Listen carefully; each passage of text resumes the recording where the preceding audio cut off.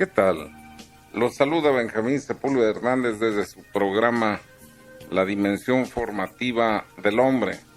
El día de hoy quiero tocar un tema, pues que aunque es de espiritualidad, puesto que somos cuerpo y somos alma, conviene que veamos hacia dónde camina el hombre cuando yendo con un propósito de ser mejor persona y yendo practicando aquellas virtudes y yendo quitando todo aquello que ofende o hace daño a las personas que nos rodean, bueno, pues no solo es más fácil la comunicación con los demás, no solo es la vida más alegre, sino que los que nos rodean sin duda se congratularán de poder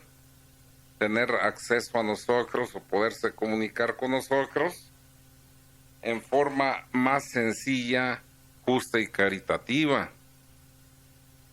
Y es cuando el hombre en el área humana ha superado sus deficiencias que está listo para, en el ámbito también espiritual, el que va paralelo, porque todo lo que se practica en la virtud a nivel de formación humana redunda en el alma, da, por ejemplo, una mayor fortaleza a la voluntad para ir quitando imperfecciones, y luego entonces a nivel espiritual nos va a servir para la lucha contra las pasiones dominantes pecaminosas. Habrá primero una lucha a nivel humano para quitar todas esas expresiones groseras, inadecuadas y que pueden lastimar a los demás. Y luego, paralelo, pues se está llevando ese caminar que se inicia con la conversión rumbo a la santidad. Y de esto quiero hablar el día de hoy, en la santidad. O sea, el camino a la santidad no es otro sino el camino del amor al prójimo y del amor a Dios, o del amor a Dios y del amor al prójimo, según las enseñanzas pues de nuestro Señor Jesucristo. Y su crecimiento se manifiesta en 3 fases o vías. O sea, la gracia de la conversión, que es un regalo divino, marca el arranque de la vida espiritual. O sea, la gracia de la conversión no es algo que nazca en el hombre, no es nada inherente al hombre, sino que es un regalo que Dios concede. He puesto este ejemplo más de alguna vez, es semejante a esa luz que penetra cuando estamos en un cuarto oscuro y que nos permite ver todas esas partículas de polvo flotando que antes no veíamos, y hasta a veces contenemos la respiración para no aspirar todo ese polvo que ahí está flotando. Y lo que no nos damos cuenta, no pensamos en ese momento, es que eso es lo que hemos aspirado toda nuestra vida, y hasta ahora nos percatamos y tomamos conciencia de lo que estamos aspirando, de lo que está entrando a nuestros pulmones.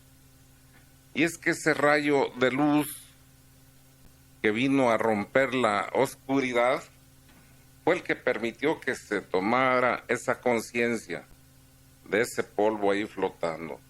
Pues igual, la gracia de la conversión, cuando Dios nos la concede, es semejante a esa luz a que me he referido, que nos permite ahora ver todas esas imperfecciones que habitan en nuestro corazón. Y cuando nos damos cuenta de esto y tomamos conciencia de la magnitud de nuestros pecados y de la malicia con que los cometemos, entonces hacemos propósitos de volvernos a esa inocencia original, donde de pequeños fuimos adquiriendo imperfecciones, vicios y pecados habituales. Entonces, ahí ya empieza el propósito, la voluntad, queriendo caminar al retorno de esa gracia inicial que Dios nos había concedido, de la inocencia, de esa pureza que alcanzamos el día del bautismo. Y ahí empieza el trabajo, pues, hacia la santidad. No antes, cuando se encontró por ahí nuestro Señor a un joven rico, y éste le preguntaba: maestro, ¿qué debo hacer para alcanzar la vida eterna?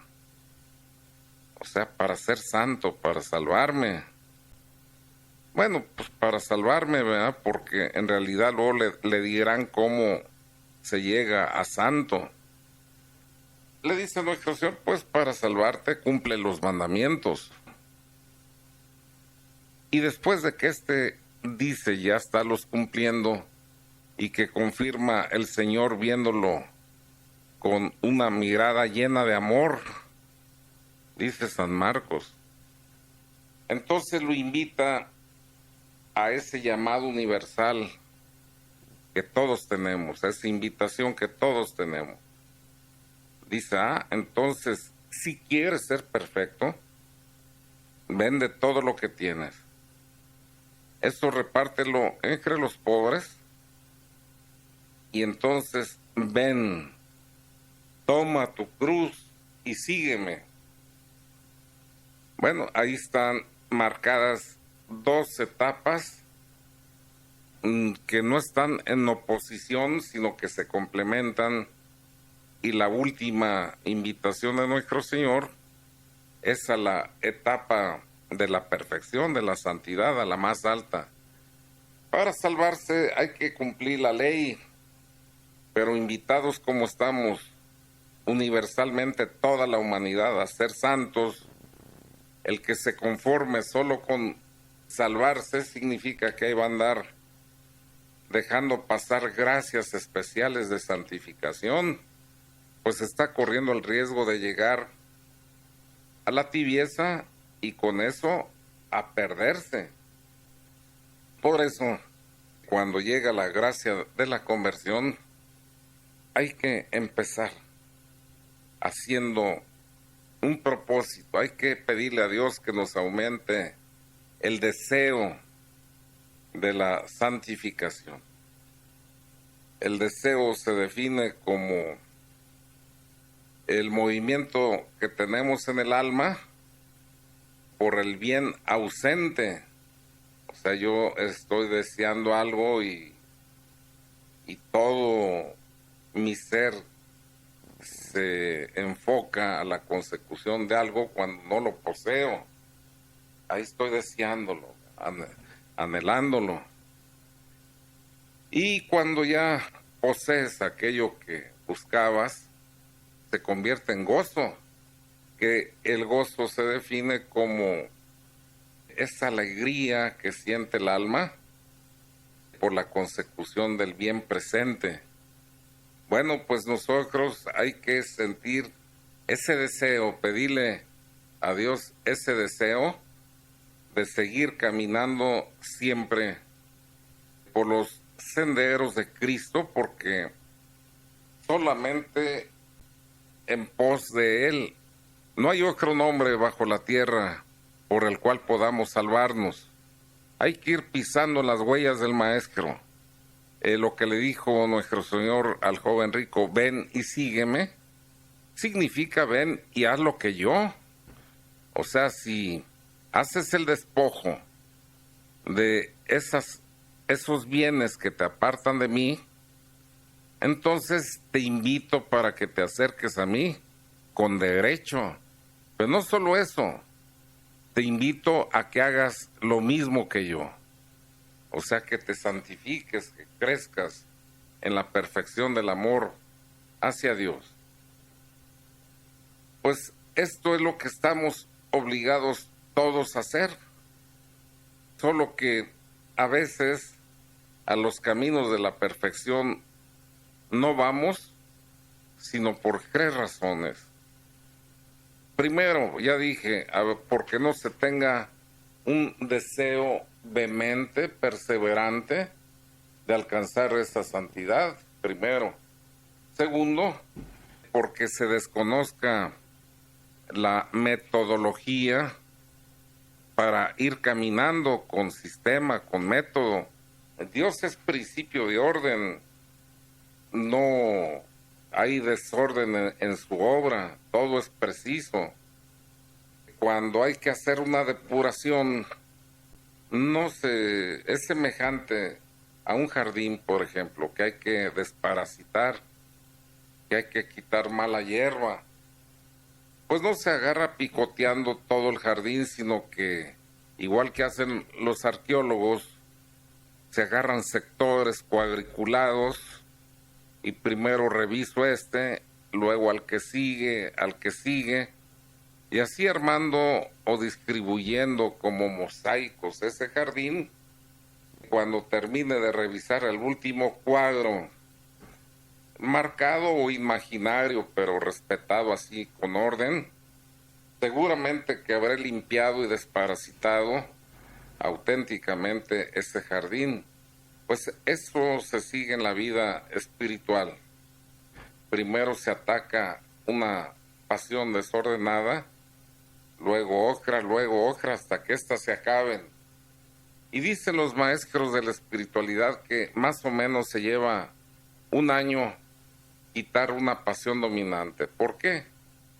Porque una pasión que nos domina es un mal hábito que adquirimos, y se dio poco a poco, no llegó de golpe, sino que lo fuimos cultivando poco a poco. Pues la virtud contraria a este apego, a esta pasión negativa, la cultivamos también poco a poco, y más o menos se lleva, dicen, 1 año quitar una pasión o formar un nuevo hábito virtuoso que equivale a lo mismo. Entonces, sistema, paciencia, fuerza de voluntad permitirán que vayamos caminando paso a paso hacia la santidad. ¿Cuál es el proceso que se sigue para caminar por ese camino del amor a Dios, que en la medida que se perfecciona, bueno, pues equivale a la santidad misma? O sea que no es otra cosa la santidad, sino llegar a la perfección del amor a Dios. Un amor cada vez más creciente, en el que por amor a Él se dejan las criaturas, las posesiones terrenas y aún a uno mismo.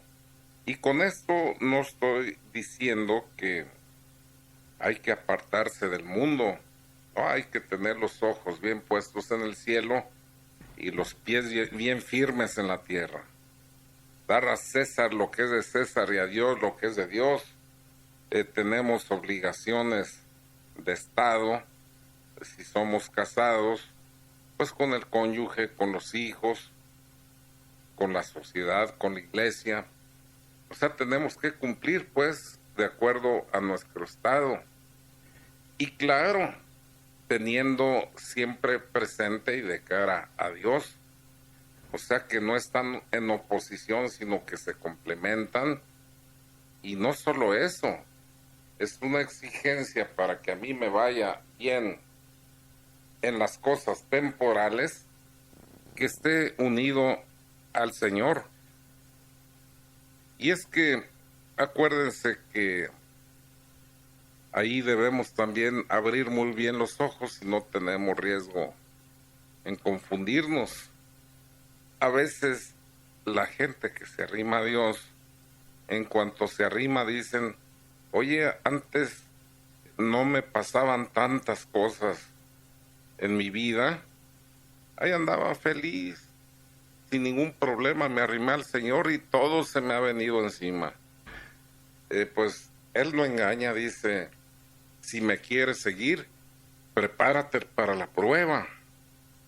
Pues así como el oro se prueba en el crisol, así el que me quiera seguir se purifica y se prueba en el crisol del sufrimiento. O sea, ahí hay que agradecer a Dios cuando vienen todas esas pruebas, porque cuando ya conoces su palabra, sabes lo que eso significa. Significa que Dios, en el amor infinito que te tiene, cuando ya le abre la puerta, busca purificarte de inmediato. Busca que te eleves hacia la santidad a la que estás llamado. Y ahí empiezan pues enfermedades, ahí empiezan escrecheces, pero acuérdate que todo contribuye para el bien de los que aman a Dios.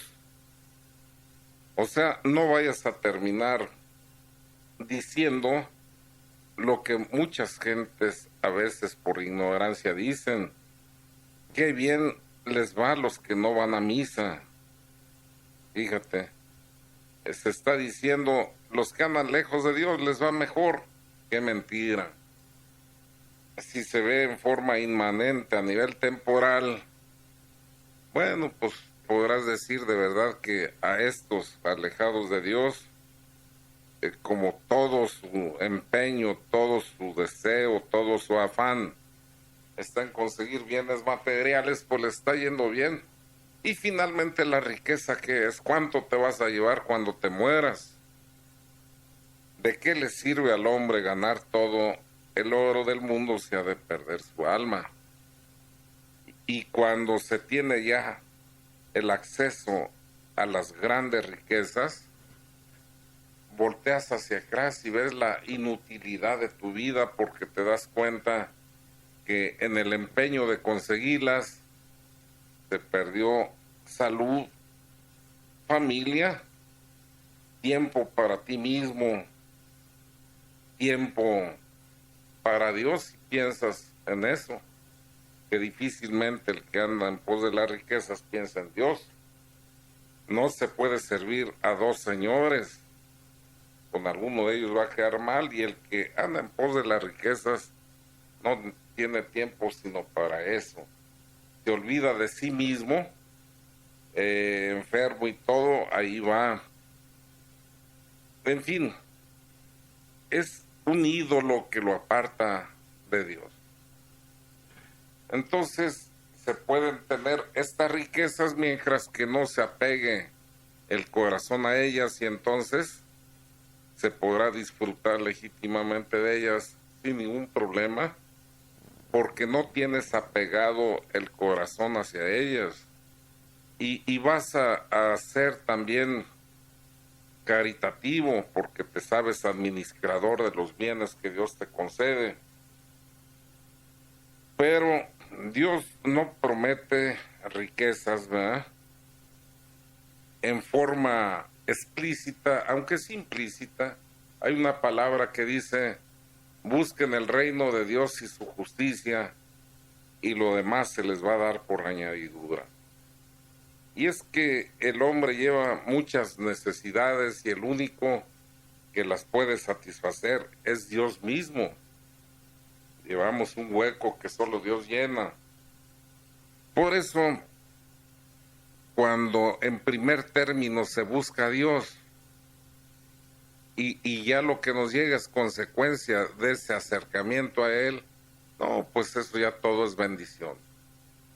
El que se arrima al sumo bien, a aquel que tiene todos los bienes, todos los gozos, todos los consuelos, todas las soluciones por su omnipotencia, por el amor a la humanidad y porque siempre está pendiente en forma providente de sus hijos, bueno, pues hasta bienes materiales, si no te hacen mal, te va a conceder.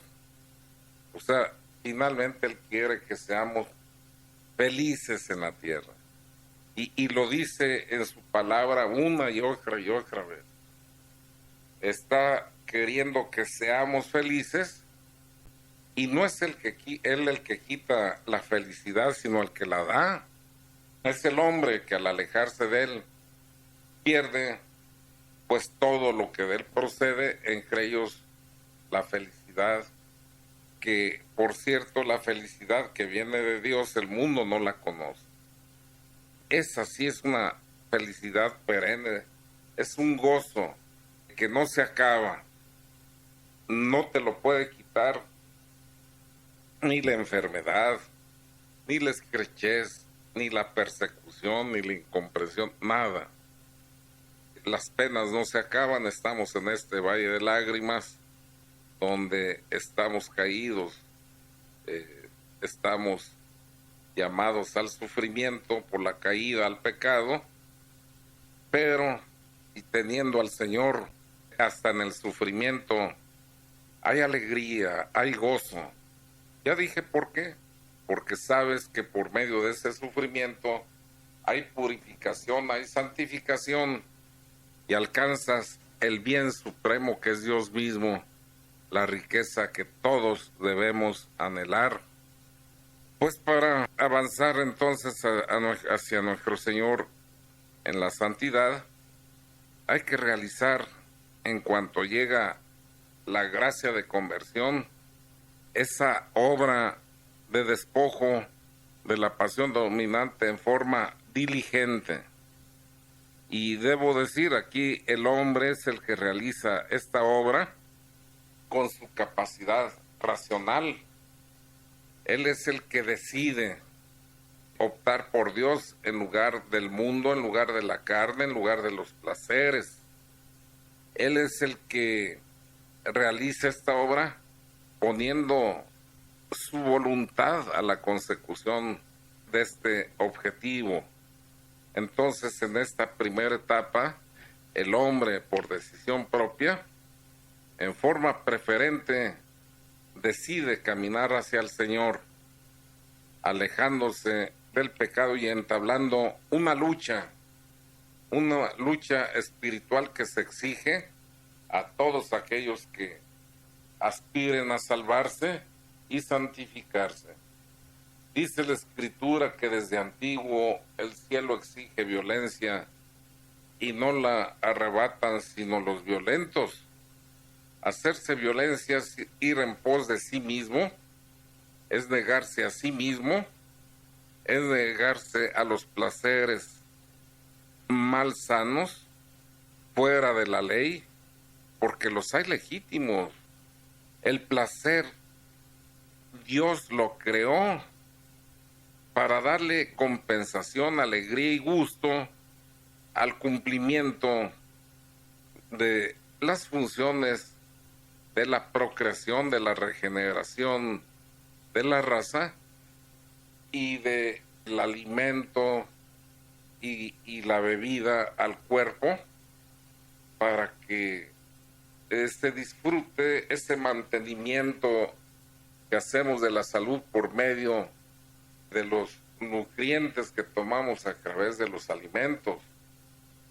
Entonces, este placer que se encuentra en el sexo y en el comer y en el beber, Dios lo puso y es santo, pero Dios lo crea y el que lo corrompe es Satanás, que está pervirtiendo todo.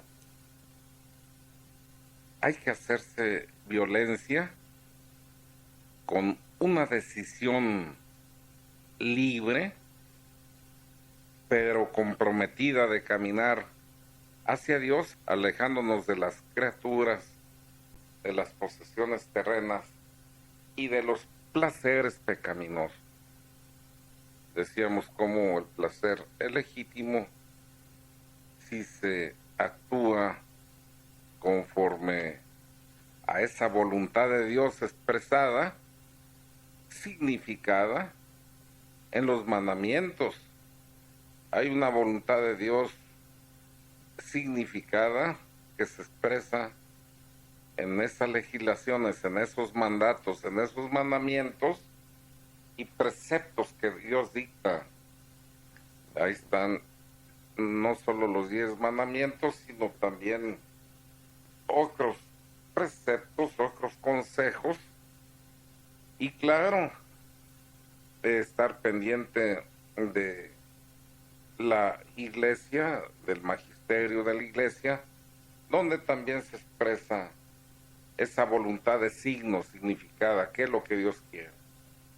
Hay otra de beneplácito, voluntad de beneplácito, donde yo acepto las cosas que Dios me manda, a veces sufrimientos, a veces cosas que parecen contradictorias, pero que si Dios las permite y yo las acepto, pues ahí me estoy santificando. Cuanto más difícil, cuanto más heroico sea practicar esa virtud, mejor nos irá. Pero hay que entonces empezar a caminar con esa decisión. Ahí en esta primera etapa, las virtudes son las que realizan esta obra purificadora, santificadora. Por ejemplo, si yo tengo el hábito, mal hábito, un hábito pecaminoso de la murmuración, de la crítica, pues quien me va, el recurso, el medio del que me voy a valer para purificarme de esta imperfección, de esta pasión dominante, pues es practicando la virtud de la caridad.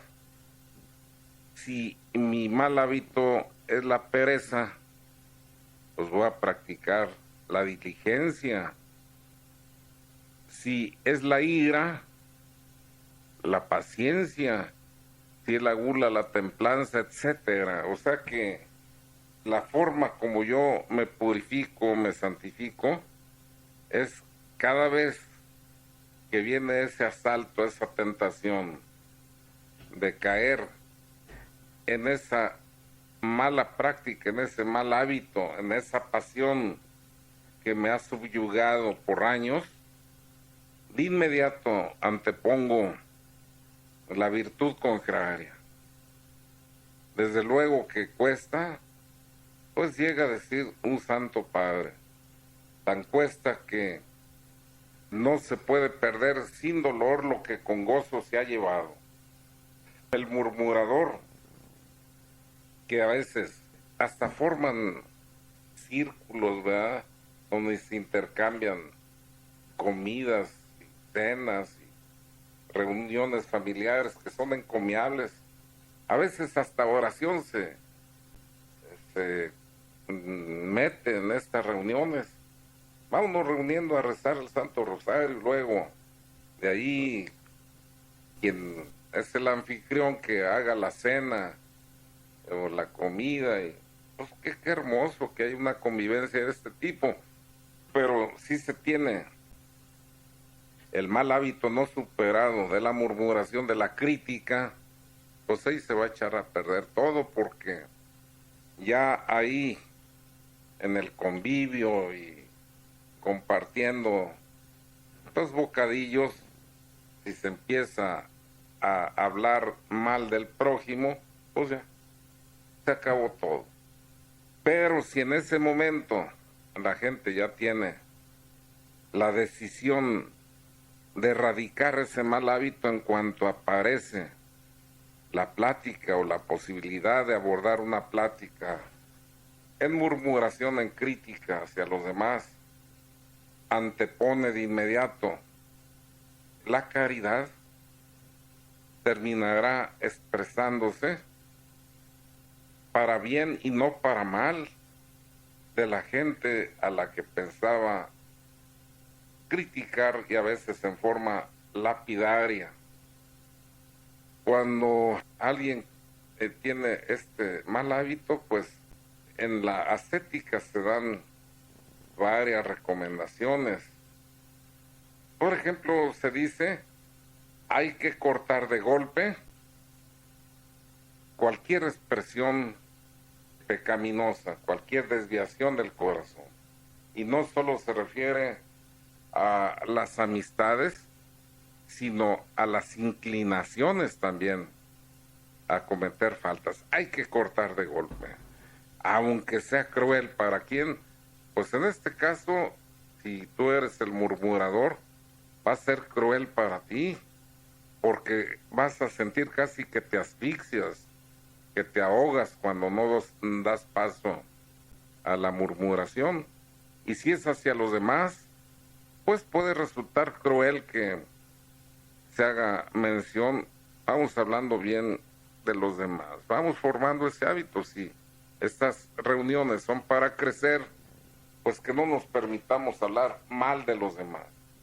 Y cuando también de las recomendaciones de la ascética, dice, cuando sientes que vas a hablar mal de alguien, recuerda dos cosas.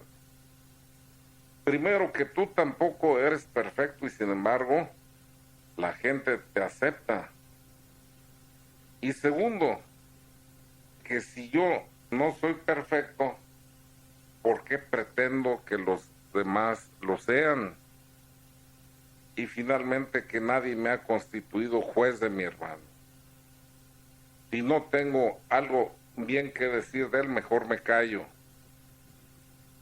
Pero si empiezo a formar el buen hábito virtuoso de que cada vez que me venga la tentación de hablar mal de una persona, cambie el hablar mal por bendecir, por bien decir, o sea, hablar bien en lugar de mal de alguien, ese es un hábito que al principio va a costar, pero que finalmente va a erradicar la crítica y la murmuración desviadas. Cuando empiezas a hacerlo de esta forma, paso a paso, a través del ejercicio de las virtudes contrarias a las faltas arraigadas en ti, paso a paso te vas a purificar y las gentes lo notan. Las gentes se dan cuenta cómo se va transformando la vida de alguien que está ya caminando de cara a Dios. Bueno, pues en esta primera etapa, que es la de los principiantes, también nuestra oración va cambiando. Primero se hace la oración de los sentidos o las tres potencias del alma: memoria, inteligencia y voluntad.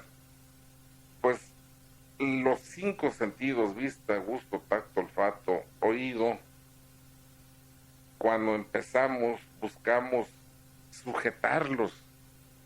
Si se fijan en la oración carismática, por poner un ejemplo de los grupos carismáticos, aplauden, bailan, hay incienso, hay flores, hay alabanzas. Pues ahí están los cinco sentidos cooperando a la oración. Esta es la oración de los que empezamos. Luego, los que ya van creciendo en el amor a Dios, empiezan a cambiar su oración. Hay menos discurso, hay menos cantos, hay menos movimientos y hay más recogimiento. Y finalmente sigue pasando el tiempo y en esta primera etapa, hacia el final ya, cuando se están terminando el despojo de la última pasión dominante que podemos reconocer en nosotros, La oración se hace de mirada simple. O sea, ya no necesitamos estar en un lugar especial, sino que en donde andemos nos acordamos de Dios y en ese momento se inflama nuestro corazón. Y no vienen muchos afectos como en la segunda etapa, donde la oración se hace afectiva, sino que predomina uno, que es el amor a Dios.